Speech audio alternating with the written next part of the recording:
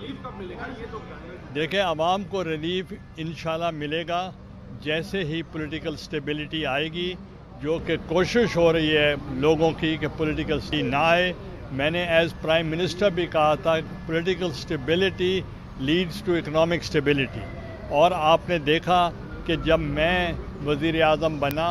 तो मुझे 264 वोट्स मिले और 2/3 मेजॉरिटी से भी ज़्यादा मिले, और मुझे ज़रूरत नहीं थी कि मैं अपोजिशन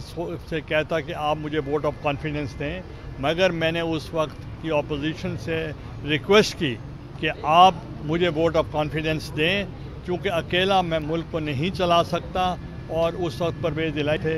और पार्लियामेंट्री लीडर गालिबन मखदूम फैसल सालेह हयात साहब थे। उन्होंने मुझे खड़े होकर फ्लोर ऑफ द हाउस पे कहा कि हम आपको वोट ऑफ कॉन्फिडेंस देते हैं, और जब वोट ऑफ कॉन्फिडेंस मुझे मिला तो we created a history and I was the only unanimously elected prime minister in the history of Pakistan. तो आपने देखा कि हमारे दौरे इक़्तिदार में बहुत काम हुए। NFC अवार्ड भी उस वक्त मिला, आपने देखा होगा 18वीं तरमीम भी उस वक्त पास हुई, और खैबर